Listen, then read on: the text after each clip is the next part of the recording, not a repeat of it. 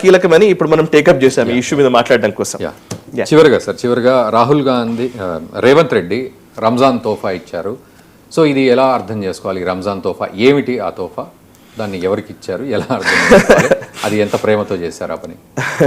So Revanth Reddy గారు మొన్ననే అన్నారు ఆయన యాక్చువల్లీ ముస్లిమ్స్ అంటేనే కాంగ్రెస్ పార్టీ అంటేనే ముస్లిమ్స్ అని.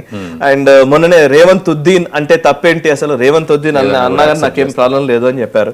సో మరి ఆ మాట నిలబెట్టుకోవాలి కదా, అందుకోనేమో మరి తెలియదు కానీ ఒక జీవో రిలీజ్ చేసింది తెలంగాణ ప్రభుత్వము. ఆ జీవో ఏంటంటే 4 గంటల లోపు 4 గంటల తర్వాత అంటే బేసికలీ రంజాన్ నెల మొదలైంది కాబట్టి ఇప్పుడు రంజాన్ నెలలో ముస్లిం సోదరులందరూ కూడా నమాజులు చేసుకోవాలి.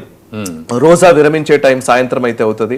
సో అందుకోసమే వాళ్ళకు ముందస్తుగా ఎంప్లాయీస్ ప్రభుత్వ ఉద్యోగులు కానీ ఎవరైనా ఉంటే కనుక వాళ్ళకి 4 గంటలకే వాళ్ళు డ్యూటీ వదిలేసి వెళ్ళిపోయే విధంగా ఒక జీవో ఇష్యూ చేస్తారు 4 రోజులు. ముస్లింలు ప్రార్థనల నిమిత్తం వాళ్ళ కోసమని ఈ వెసులుబాటు కల్పిస్తూ తెలంగాణ ప్రభుత్వం నిర్ణయం తీసుకుంది.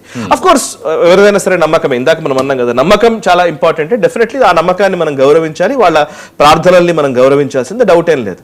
సో ఇప్పుడు క్వశ్చన్ ఏమొస్తుంది అంటే ఈవెన్ బీజేపీ కూడా అదే అడుగుతోంది. క్వశ్చన్ ఏమొచ్చింది అని అంటే నిజంగానే మరి ఇప్పుడు రంజాన్ కి ఇస్తున్నారు కదా, అయ్యప్ప దీక్షాధారులు ఉంటారు, వాళ్ళు కూడా సేమ్ ఎర్లీ మార్నింగ్ లేస్తారు, సూర్యోదయానికి ముందే వాళ్ళు పూజలు చేసుకోవాలి, దీపం పెట్టుకొని పూజ చేసుకొని బయటకు రావాలి.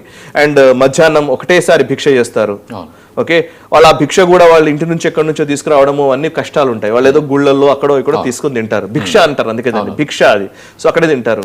సో సాయంత్రం పూట కూడా వాళ్ళు సూర్యాస్తమయం కాగానే వాళ్ళు కూడా దీపం పెట్టుకోవాలి, అల్పాహారం తీసుకోవాలి. అంటే ముందు ఇదేంటి పడి పూజలు ఇవన్నీ ఉంటాయి న్యాచురల్ గానే ప్రతి గుళ్ళోనూ అక్కడ ఇక్కడ వాళ్ళు పడి పూజలు చేసుకుంటూ ఉంటారు. సో మరి వాళ్ళకు కూడా 4 గంటలకే ఉపశమనం కల్పిస్తారా? సో వాళ్ళు బేసికలీ అయ్యప్ప దీక్షాధారులేమో వాళ్ళు జస్ట్ అయ్యప్ప నల్ల దుస్తులు ధరించి స్కూల్కి వస్తేనే ఆపేస్తున్న పరిస్థితులు. కొన్ని సందర్భాల్లో అయితే పోలీసులు వాళ్ళు ఎవరైనా వేసుకోవడానికి వీలు లేదని హుకుం జారీ చేస్తున్న పరిస్థితులు. ఒకవైపు ఇట్లా చూస్తున్నాం, ఇంకో వైపు ఏమో లేదు ముస్లింలకి మాత్రం వాళ్ళు 4 గంటలకు వెళ్ళిపోవాలి అని అంటున్నాం. అంటే ఇక్కడ నాకు పాయింట్, నా క్వశ్చన్ అర్థం, నాకు దీనికి లాజిక్ అర్థం కాని ఏంటంటే ఇప్పుడు హనుమాన్ దీక్షలు తీసుకునే వాళ్ళు ఉంటారు, మరి వాళ్ళకు కూడా ఇదే సేమ్ వర్తిస్తుందా? లేకపోతే అయ్యప్ప దీక్ష వాళ్ళకి వర్తిస్తుందా? భవానీ దీక్షలు తీసుకునే వాళ్ళు ఉంటారు, వాళ్ళకు కూడా సేమ్ అందరికి ఇదే అప్లై అవుతుంది కదా, వాళ్ళు కూడా చాలా పాపం నమ్మకంతో పూజ చేస్తారు కదా, వాళ్ళకు కూడా ఇదే అప్లై అవుతుందా? ఇంకోవైపు ఇప్పుడు ఈ మధ్య కాలంలో కన్యకా పరమేశ్వరి దీక్ష అంటున్నారు, శివమాల అంటున్నారు, బోలెడంత మంది దీక్షలు చేస్తున్నారు. సో ఇప్పుడు కార్తీక మాసం వస్తుంది, కార్తీక మాసం వచ్చినప్పుడు మహిళలు వీళ్ళందరూ దీపాలు పెట్టాలనుకుంటారు, వాళ్ళకు కూడా మనకు ఉపశమనం ఇస్తారు మహిళా ఉద్యోగులకి. ఎందుకంటే శ్రావణ మాసంలో దీక్షలు చేసే వాళ్ళు ఉంటారు, లేకపోతే ఆషాఢ మాసంలో బోనాలు చేసుకునే వాళ్ళు ఉంటారు, వీళ్ళందరికీ మీరు ఉపశమనం ఇస్తారా? ఇవన్నీ క్లారిటీ రావాలి. కేవలం ఒక ముస్లింలకే ఇస్తాను అనేసరికి ఇప్పుడు సమస్య ఏంటంటే మీరు ఇప్పుడు ఇది అప్పీస్మెంట్ అనే అంటారు, మరి ఇంకేమంటారు?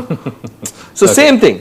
సో ఇప్పుడు రేవంత్ రెడ్డి గారు పాపం ఆయన ఉద్దేశం మంచిది కావచ్చు, పాపం వాళ్ళకి మంచి చేద్దామని, అలాంటిది వచ్చినప్పుడు ఇంకో వాళ్ళు నొచ్చుకోకూడదు కదా, నొచ్చుకోకుండా బిహేవ్ చేయాలి కదా. సో ఇది వచ్చినప్పుడు లేదు మీరు అలా మాట్లాడతారు హిందూ మతోన్మాది అని అంటే కుదరదు కదా. సో ఎవరైనా ఒకటే కదా, మీరు ముస్లిం మతోన్మాదే కాదు కదా. So that's a point. So ఇప్పుడు క్వశ్చన్ ఏంటంటే అయ్యప్ప దీక్షాధారులు కూడా ఇదే ప్రశ్న అడిగితే రేవంత్ రెడ్డి గారు స్పందిస్తారా? Let's we have to see. అంటే నిజానికి సార్ ఇప్పుడు మన దగ్గర పండుగలు కూడా ఎక్కువ హిందువులకు, నిజంగా అదే గనక ఇస్తే రోజు సాయంత్రం 4 గంటలకే పంపించాలి, సంవత్సరం పొడుగుతా. సో అక్కడ ఏంటంటే తక్కువ పండుగలు ఉన్నాయి కదా, గట్టి కొట్టేస్తే అయిపోతుంది అనే పద్ధతి ఉంది. అయితే మొదటి నుంచి కూడా వాళ్ళ మీద మక్కువ ఎక్కువ అనేది ఆయన మొదటి నుంచి చూపెడుతూ ఉన్నాడు. బట్ మీరు అన్నట్లు హిందువులు నొచ్చుకోకుండా ఉండాలంటే కూడా మరి ఎలాంటి సపోర్ట్ ఉండాలి? అంటే ఇక్కడ దట్ ఈస్ ద ప్రాబ్లం. ఇప్పుడు మనము అది స్టేట్ డిసైడ్ చేయాలి, అలా రాష్ట్ర ప్రభుత్వం డిసైడ్ చేసుకోవాల్సిన అంశం. అది డెఫినెట్లీ కొంతమందికి కొన్ని ప్రయారిటీస్ ఉంటాయి, ఆ ప్రయారిటీస్ విషయంలో కొన్ని అంశాలు వస్తాయి, దాంట్లో ఏం సందేహం అక్కర్లేదు.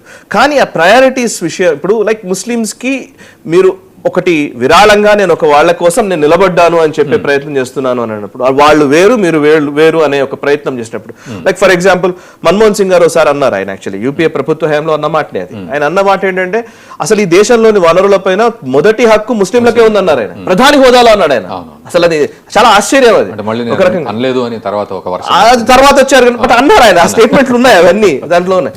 సమస్య ఏంటంటే ఇక అట్లా పోతే ఆ లెక్కన పోతే ఇప్పుడు నేను Congress is Muslims is Congress అంటే same thing BJP is Hindus is BJP అని అంటే కూడా తప్పలేదా?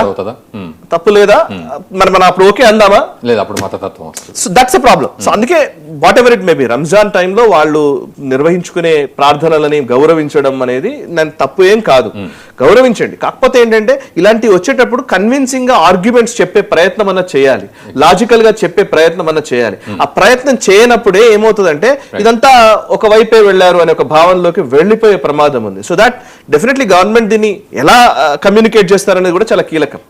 Yes, thank you sir, thank you very much. Thank you అండి, thank you very much. So viewers, అది ఈ 5 టాపిక్లపై మీరు కూడా కామెంట్ చేయండి.